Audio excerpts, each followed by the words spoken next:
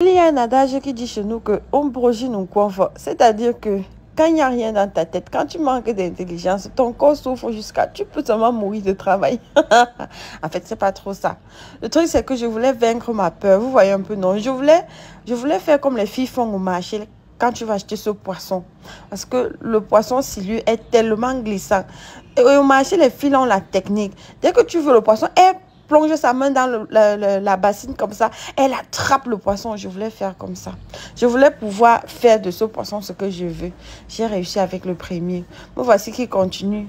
Je veux faire avec les 4, maman. Boum, le poisson commence à voler. J'ai dit, Antier, pardon, c'est le travail de quoi comme ça? À chacun son travail. Oh. Ça m'a dépassé. J'ai dit que je lève les mains. Bon.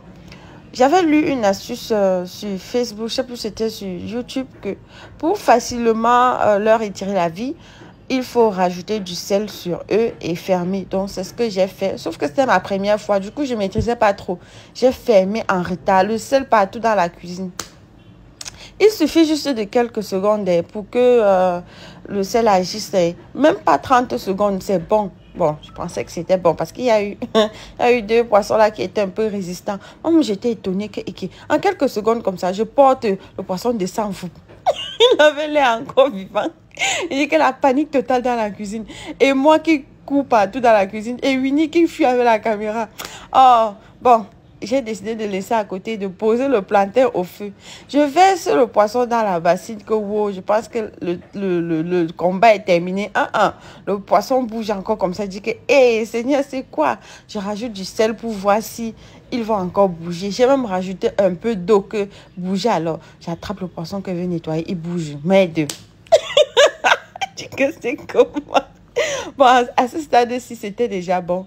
Pour nettoyer le poisson silure, le silu, parce qu'on dit le silu, mais ce n'est pas la silure, c'est le. Pour nettoyer le silu, il faut utiliser du sel en très grande quantité. Et ne pas oublier sa brosse à dents culinaire. Quel que soit le poisson, il faut toujours avoir sa brosse à dents pour finaliser le nettoyage. Voilà, aussi simple que ça, très efficace. Après, bon, pour le citron ou le lemon, c'est pour désodoriser le poisson ou la viande. Je le dis tout le temps. Maintenant, ça dépend de vous. Après avoir citronné, vous pouvez rincer le poisson comme vous pouvez ne pas rincer.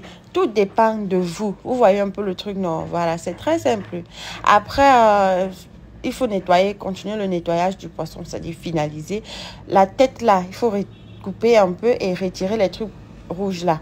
Dans le temps d'apprêter les condiments, je fais quoi? Je remets les poissons dans de l'eau et je sale. Voilà. Entre-temps, j'apprête les condiments. Voici ma petite astuce pour le ndomba. Je prends une quantité des condiments. Vous connaissez les condiments du ndomba? Non. Bon, je vais citer. J'écrase à la pierre oignon, piment, poivre blanc, ail et le cime. C'est-à-dire le basilic sauvage, quelques feuilles de messep. J'écrase ça et je badigeonne mon poisson. En fait, je marine mon poisson avec bien même. Je rajoute du sel et du cube en poudre fait dans la cuisine de Laetitia, Laetitia Cube. Je découpe maintenant les condiments. Tomates, je mets le piment, je mets l'oignon, je mets les feuilles de messep et de cime. Si vous voulez vous découper, j'ai mis une feuille d'ojom. Voilà. J'ai posé au feu. J'ai rajouté 2 laitiers cubes. Achetez votre bol à 2000 francs à Yaoundé pour le moment. J'ai rajouté un verre d'eau. J'ai rajouté de l'huile et voilà le résultat, vous avez vu. Bon, à côté, comme je vous ai dit, à côté du ndomba, parce que j'ai fait le ndomba avec 2 poissons, 2 autres poissons, je voulais faire au four. Donc, j'ai écrasé les condiments pour la marinade. J'ai rajouté du sel, les petits cubes en poudre et les petits cubes en carreaux. Voilà, il y a le poisson, il y a la viande, il y a les crevettes et il y a le poulet. J'ai utilisé pour la première fois mon tapis de braise dans le four électrique, quoi. Voilà, donc je voulais voir son travail. Voilà le résultat. Voilà le résultat. Maintenant, mange. Oh. Maintenant, mange. Bon, je vais vous expliquer un petit truc. J'ai fait avec du plantain vapeur comme ça. Ma petite soeur Winnie, elle n'aime pas vraiment le ndomba. Elle a déjà mangé plusieurs fois, mais elle n'aime pas. Cette fois-ci, j'ai dit, attends, je vais faire ça comme tu vas aimer. J'ai fait le poisson-ci. Voilà ça. La go a même mangé plus que moi. Elle me dit, mais c'est vraiment bon. Je dis oui, c'est juste que Laisse Marco, laisse. Quand on prépare quelque chose de bien, tu manges, tu cales. C'est parce que quand on fait pour la première fois, c'est pas bon là.